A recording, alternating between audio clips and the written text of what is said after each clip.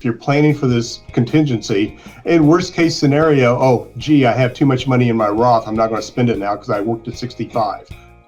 What's the downside? None, because you got a bigger tax-free account, right? That's right. That's right.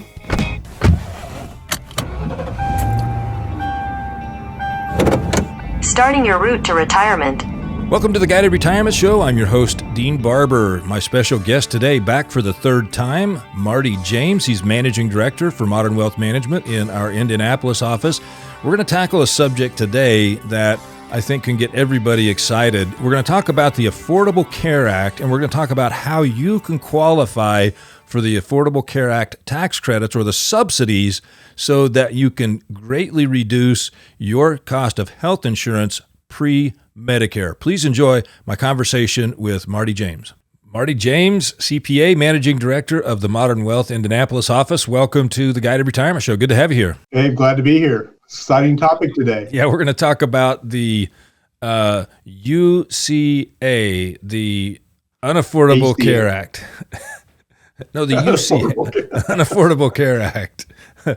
Well, you and I have both studied with our good friend Ed Slott for 20 years now, and Ed said when the Affordable Care Act came out that if it has the word affordable in it, you can guarantee that it's not. Yeah, pretty much any tax law, it's the opposite effect. Now, I think there are some aspects to the Affordable Care Act that can help the people that need financial assistance with health care, and that's what we're going to talk about today. But we're also going to talk about how even a person that has accumulated a lot of money, if they were to retire prior to age 65, before Medicare, how they can structure their self and their financial situation so that they can actually qualify for some of the Affordable Care Act credits. And so let's talk about it as it is today first, and then let's talk about it as it will be January 1st of 2026. So we got 2 more years with the Affordable Care Act, being able to get subsidies on it up to higher income limits, close to $200,000, but that goes away. So talk to us about how those credits work right now, Marty. Yeah, so the way they work right now, so this whole thing, you sign up on the marketplace, the Obamacare stuff, healthcare.gov, I think is what it is. You sign up for it, you tell them what your income's going to be, and then they will give you like an advanced premium credit against that income. So if you're supposed to be paying like $2,000 a month, and if your income's low enough, you might be paying $300 a month. That's pretty big difference. How that works. And then at the end of the year, if my income was $100,000 and not say $60,000, now I've got to pay that all back with my tax return. I see. Well, when this thing first came out, it was different. And then during the COVID thing, they changed the way the calculation works, where it's based on a percentage of the federal poverty rate. As far as they increased that, which meant more people were eligible for these premium tax credits. So it was easier to kind of keep your income lower than it was before.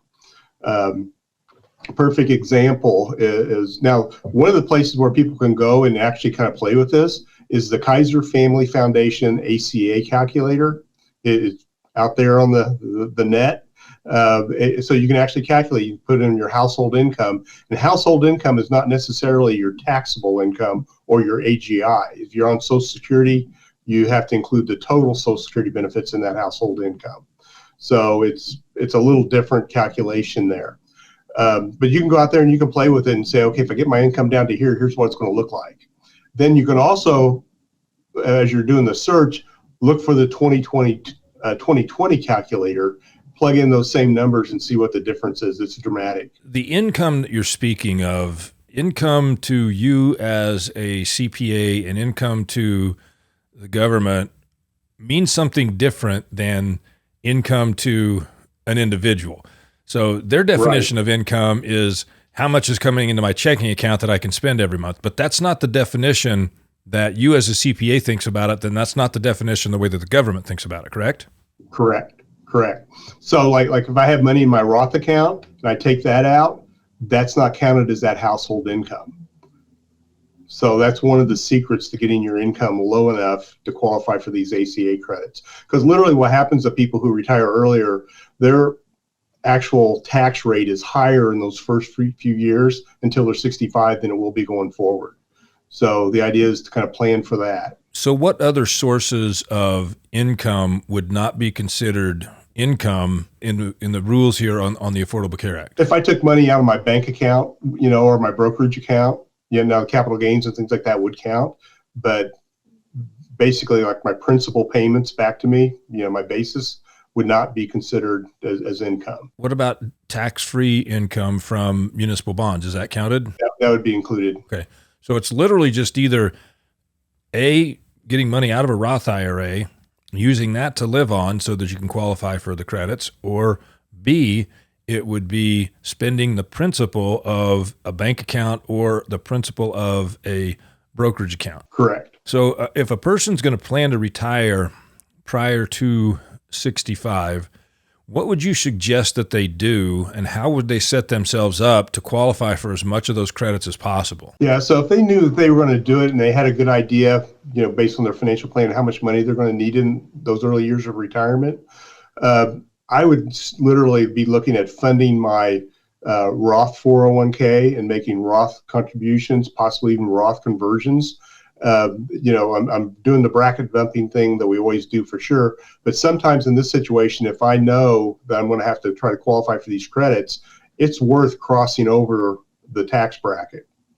And for the people, and so the earlier you can start this, the better it is. But for these people who all of a sudden say, "Hey, I'm going to retire," and they haven't done this, in that year that they retire, let's say they retired early in the year, that year maybe they go on COBRA, okay? And then once they're still in COBRA, they don't have to worry about it. Then they do a larger Roth conversion to fund those years. And like I said, you can cross those tax brackets. And it's even, in this situation, it's okay to pay the taxes on that conversion. So if I had a $100,000 conversion, I only end up putting 75 in my Roth, that's still okay because I'm going to be spending this money soon. So it's not like I have to get a lot of tax-free growth going forward. But I think that if you think about this from a longer term standpoint, if we believe that the Affordable Care Act is going to be with us for the long term, I think somebody in their 40s and 50s needs to start thinking about, if they plan to retire before age 65, how can they structure themselves to make sure that they qualify? Because there's a huge difference between $300 or $400 a month in health insurance expenses versus over $2,000 a month in health insurance expenses. Exactly. I mean, if you're planning for this contingency, in worst case scenario, I have too much money in my Roth, I'm not going to spend it now because I worked at 65. What's the downside? None, because you got a bigger tax-free account, right? That's right. That's right. So let's talk about another way that a person could bridge that gap besides the Roth IRA. And you and I did a program on this not too long ago, and that is utilizing the HSA as a tool to fund that goal. Now, you said the only two sources of income that wouldn't count would be the Roth or the principal, but is pulling money out of an HSA counted as income? No, because the concept is I don't spend any money out of my HSA, but I keep all my receipts that I had from 10 years ago. And then I start reimbursing myself for my HSA from that. That would not count, and that would keep my cash flow up, income down. So let's just say that a person, they max out their HSA plan for 10 years. I think the maximum for a family now is a little over $8,000 per year. Yeah, and then of course, when we hit 55, we've got the catch up. We can add more there. And so you're funding that HSA plan, and instead of using that HSA plan in the current calendar year, you're going to pay for all of your medications. You're going to pay for all of your co-pays and all these things. You're going to pay it out of pocket, right? Mm-hmm. And you're going to let that money stay in the HSA plan. You can invest that money. And then as long as you've saved all your receipts, once you retire, now you start taking money out of that HSA plan to reimburse you for expenses that you had years ago. That can be money that you live on top of your Roth IRA. Both of those count zero as income to qualify for the ACA credits. So, a person could even have one spouse turn on Social Security early. You got that income, but that's one income's not going to get you over that limit, and the rest of it you could live off of Roth or whatever. But even I think it's a great planning thing, and people should be thinking about this well before they think about retiring, because so many people have over the years, and you've seen it and I've seen it, they think, well, I can't retire before 65 because I can't afford the health care. Right. That's what keeps them in there. So get yourself in a position where you can qualify for the tax credits. Exactly. Which brings us to the next point of what's going to happen in 2026. Okay. So originally this new calculation was only supposed to happen for 2 years. Then in 2023, they extended it for another year took us to 12/31 of 2025. Then when the bell sounds, we go back to this old calculation. And so people who are, thinking in terms of way the rules are today, they may not be that way. If I don't hit 65 until 2027, I'm possibly have a couple of years where I could really be, have a extremely high premiums. So let's think about this in terms of not necessarily somebody that's retiring today and try to pull a rabbit out of the hat. Let's encourage a little bit of advanced planning here. Absolutely. And let's assume that somebody's not going to retire until 2026, or maybe even 2030, because we're planning 3, 4, 5, 6 years in advance, which is what a person should really be doing, and positioning themselves. So what's the current income limit where it goes down to in 2026, and explain how that works? Yeah. So this morning, what I did is, went into the Kaiser Family calculator, and I went back and looked at the 2020 calculation. And I had two 62-year-olds, non-smokers. Their income, and I should put in like $67,000 of total household income. Their premium monthly was like $546, which is like $6,500 a year. If I took them to 68,000, their premium was $2,072 a month, which is about $25,000 a year.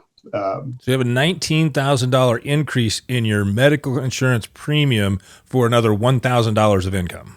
Yeah, that's what could be coming at us. And one of the reasons I think this could be one of these things that doesn't get extended, what incentive does the government have for people to leave the workforce, stop paying into Social Security, start collecting Social Security?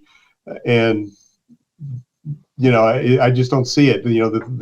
I don't see the incentive for the government, to do that. I think when those tax credits for the ACA were originally born out of the Affordable Care Act, it was designed to help lower income families be able to afford health insurance. It was. And that health insurance could be, you don't have to be 60, you don't have to be retired, right? Right. If you have low 55. income. Yeah.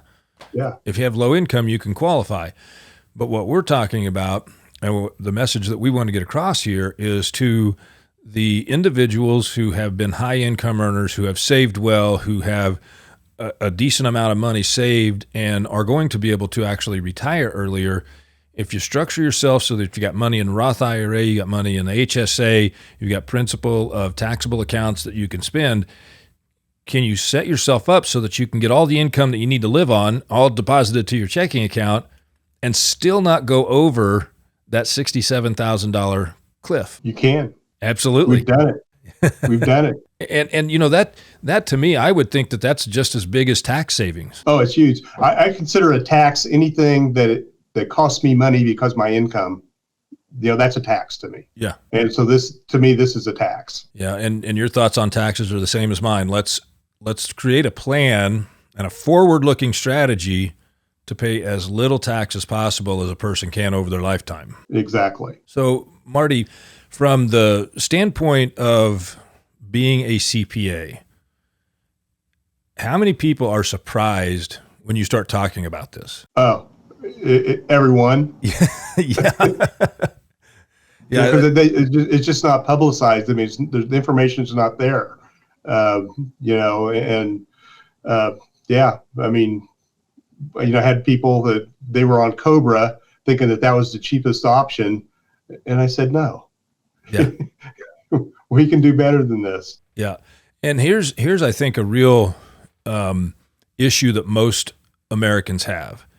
We have the unique ability here at Modern Wealth Management to have the CFP, the Certified Financial Planner, working with the CPA, whether that's you or one of our other CPAs, to create that longer-term tax strategy, keeping in mind things like how to qualify for ACA subsidies. And it's not just about preparing a tax return and seeing how little you can pay in taxes this year.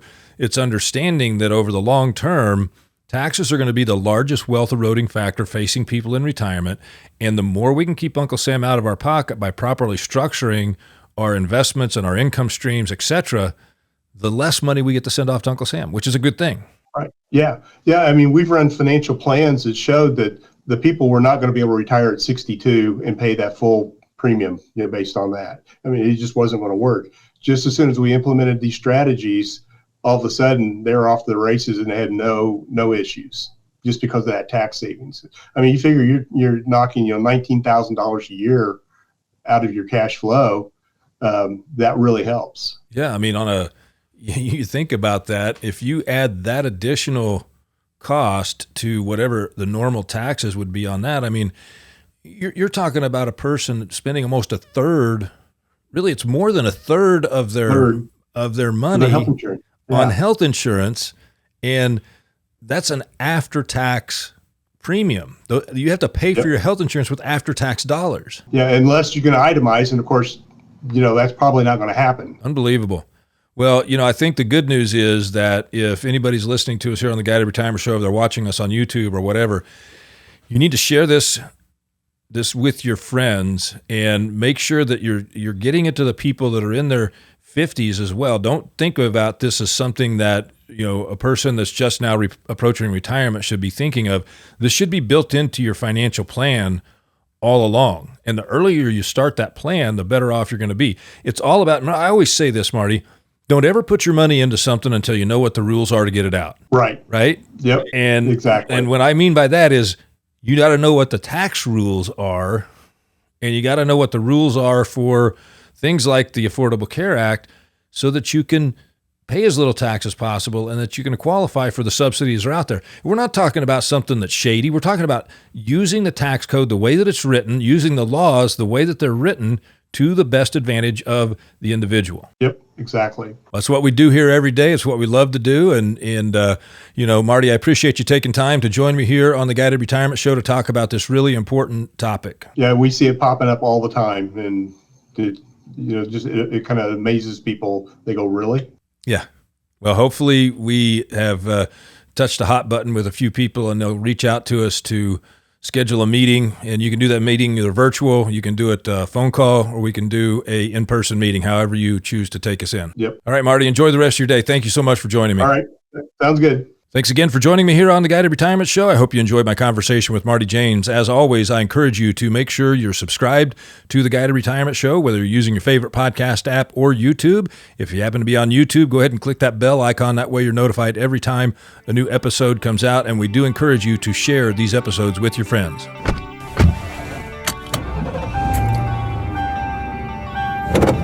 Starting your route to retirement. Thanks for watching. Subscribe here to get the latest from the show. Also, be sure to leave a comment and share this episode with your friends. Investment advisory services offered through Modern Wealth Management, LLC, an SEC-registered investment advisor.